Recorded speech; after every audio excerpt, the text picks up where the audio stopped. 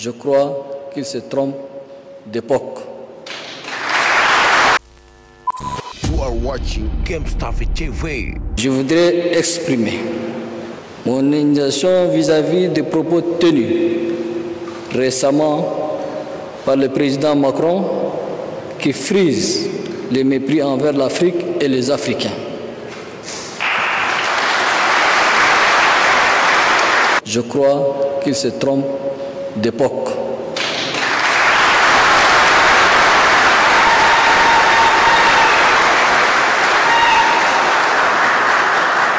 En ce qui concerne le Tchad, la décision de mettre fin à l'accord de coopération militaire avec la France est entièrement une décision souveraine du Tchad. Cela ne souffre d'aucune ambiguïté. Non, notre pays n'est pas colonisé. Franchement, non. Bravo. Le 2 mars 1941, en plein désert libyen, le colonel Philippe Leclerc de Haute-Cloque et ses hommes prononcent le célèbre serment de Koufra, s'engageant à ne déposer les armes que lorsque le drapeau français flottera sur la cathédrale de Strasbourg. Cependant, le rôle crucial des soldats tchadiens dans cette épopée demeure largement méconnu. Les liens entre les militaires français et le Tchad ont donc longtemps été très étroits et riches en symboles. L'un d'entre eux est le régiment de marche du Tchad, RMT, aujourd'hui basé à Meyenheim, dans le Haut-Rhin, qui a été créé en 1943 à partir du régiment de tirailleurs sénégalais du Tchad.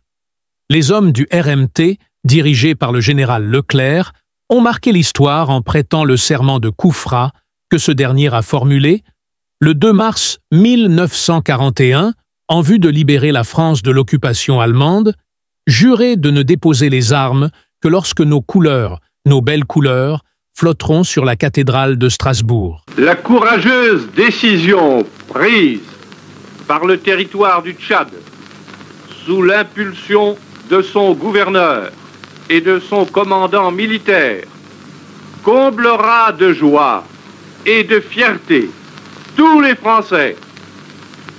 L'ennemi a cru. Que c'était prévu et tout ça, mais à Paris, je peux vous le dire, la surprise a été grande. Nous sommes un pays souverain, nous décidons de façon souveraine ce que nous voulons faire sur notre territoire. C'est notre pays, c'est notre patrie, c'est notre territoire et c'est notre responsabilité première avant que ça soit celle de la France ou de toute autre puissance. Nous avons ainsi décidé de mettre un terme à cette coopération militaire pour réorienter notre partenariat avec la France sur des domaines qui auront plus d'impact positif sur le quotidien de nos populations respectives. Nous sommes un pays souverain, nous sommes un pays indépendant.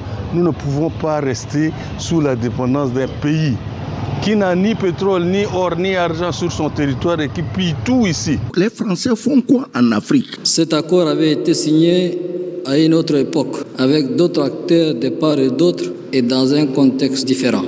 Cependant, au fil du temps, cet accord est devenu obsolète, complètement obsolète. Toi, tu es de quel pays? Moi, je suis du Tchad. Du Tchad? Ouais. D'accord. Et vous n'êtes pas colonisé au Tchad? Non. Tu es sûr de toi? Le président du Tchad, il n'a pas été éduqué en Europe, en France? Il est purement tchadien. D'accord. C'est pas possible, parce que même nous, on a été colonisés et le Tchad, il n'a pas été colonisé. Pardon? Vous avez dit? Non, je te disais, je vais faire mes recherches sur Wikipédia, parce que pour moi, vous avez été colonisé. Le Tchad. Ce n'est pas celui qui donne qui attend, mais celui qui reçoit. Oui, je dis, s'ils sont sûrs que les Tchadiens sont si pauvres, qu'on doit leur donner du riz pour 300 000 francs, c'est pas la peine d'amener leurs militaires pour nous aider à manger ce riz. Ils n'ont qu'à les prendre chez eux. Que font les militaires français en Afrique? Ils sont là pour défendre les intérêts de la France. Merci. Il a dit parfois il faut forcer les choses. Oh mon ami, tu me fais dictateur de toute l'Afrique et moi je vous débarrasse et je ramène votre indépendance. Comment ça? Vous pouvez répéter? Si vous me faites dictateur du continent d'Afrique, moi je vais vous débarrasser de toutes les puissances extérieures et les ingérences extérieures et je vais vous rendre indépendant et puissant. Je me présente aux élections. Ah ouais, on va vous faire le nouveau Gaddafi, c'est ça? Non, même pas, moi je veux rien du tout. Du moment que les Européens, les Américains, ils partent du continent, moi ça me va. Ouais, je pense qu'ils sont en train de partir un petit peu. Petit à petit, ils vont se débarrasser. Ouais. Non, mais petit à petit, c'est comme, excuse-moi de la métaphore, c'est comme si tu te fais violer et tu enlèves le violeur de ton corps petit à petit. Il faut un geste brusque, il faut vraiment un peu de violence, il faut arracher la chose. Parfois. C'est pas petit à petit. Ouais, je suis d'accord. Non, vraiment, désolé. Il faut un peu de la violence. Désolé. Ouais, je suis totalement d'accord. Parfois, il faut agresser. Oui, un peu d'agressivité. Ça, c'est pas un sujet comme un autre, on peut dire petite, bien sûr.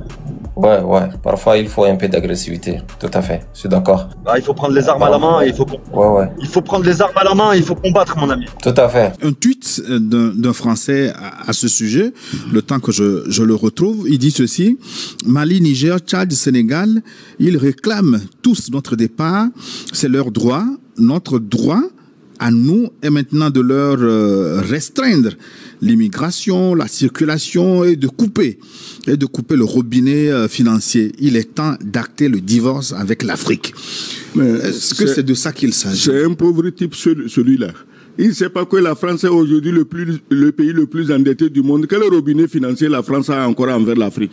Tu sais, les Français, excuse-moi, ils ont été sévrés des infos parce qu'il y a des radios, des télévisions conçues exprès pour les intoxiquer, les monter contre l'Afrique. Alors vous êtes dans la mer Rouge, c'est ça? Non, nous sommes au centre de l'Afrique. Et vous avez quoi comme système? C'est une démocratie? Oui. Alors elle vient d'où l'idée de démocratie? Ça vient d'Occident, ça? Ça vient de chez nous, bien évidemment. Donc il y a eu une influence alors, au minima, même s'il n'y a pas eu de colonialisme. Mais non, mais c'est pas le Tchad qui a créé la démocratie, le système démocratique. Ça a été, voilà, vous avez pris cette idée, vous avez été inspiré de l'Europe. Ouais. C'est inspiré quelque part. Ouais, ça a été inspiré quelque part, mais ce quelque part, c'est l'Europe. L'Afrique aussi peut créer son propre système. C'est mieux que moi. Non, mais d'accord, ça, je suis d'accord avec toi, mais la démocratie, ça a été créé en Europe. Ensuite, c'est parti dans les autres régions du monde. Je suppose que les pays africains aussi peuvent créer leur propre système.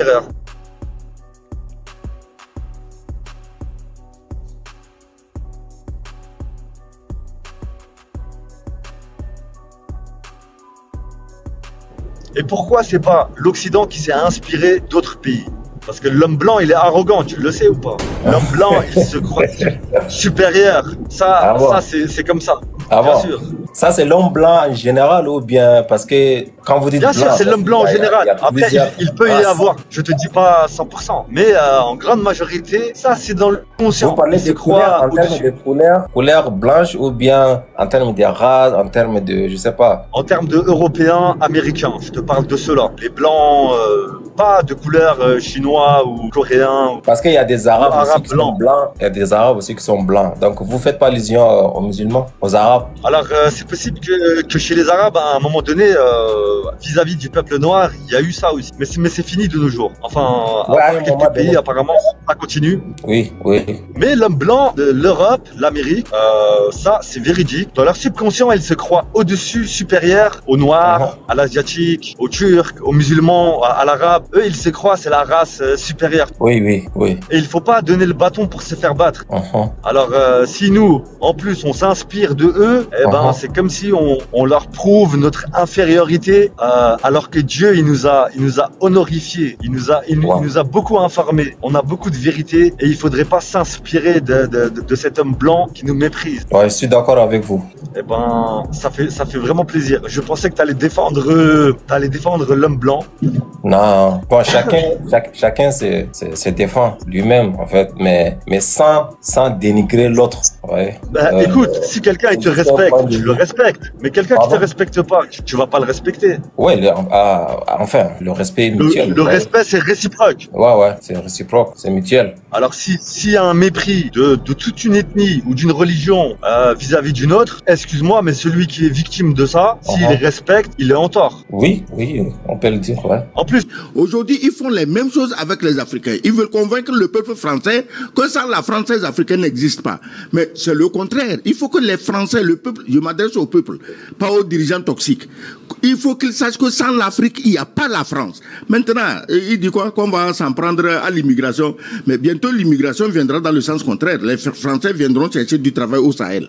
Donc, c'est pas la peur. On n'a même pas peur de ça. Dites-lui de décider tout ce qu'il veut. Les dirigeants français, ils sont pas bêtes. À un niveau donné, ils savent que sans l'Afrique, il n'existe pas.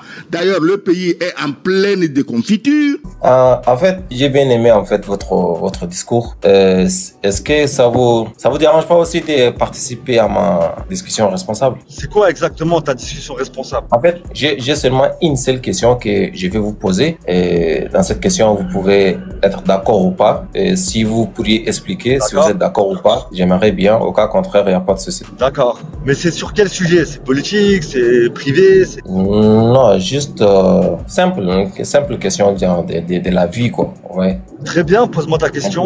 Voilà. Si par exemple nous sommes mal perçus par les autres, est-ce que c'est de notre responsabilité ou bien c'est la responsabilité des autres? À qui est la faute? Alors vraiment, la plus grande part de responsabilité, c'est celle qui te regarde différemment ou avec mépris ou sans respect ou avec haine, orgueil. La plus grande part de responsabilité, c'est elle. Mais il y a une part de responsabilité sur la personne qui subit ça si elle ne dit rien, elle fait rien et elle subit ça continuellement sans s'y opposer ou sans s'y rebeller. Ouais. J'aime bien que vous avez détaillé en fait tous les côtés. Merci en tout cas. D'accord. J'ai bien aimé votre point de vue. Ouais.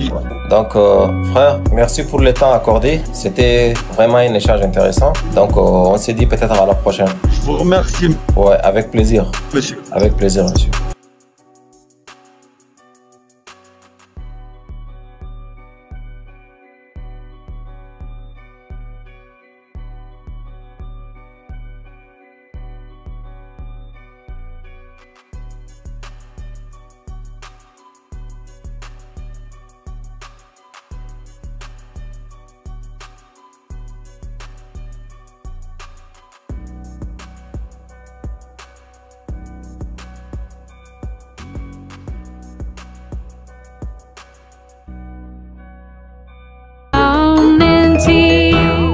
Ce contenu est partagé avec vous. Vous le trouvez intéressant, précieux ou divertissant? Avez-vous appris quelque chose? Très bien, ce fut un réel plaisir. Abonnez-vous et partagez. Merci de nous avoir suivis. À bientôt.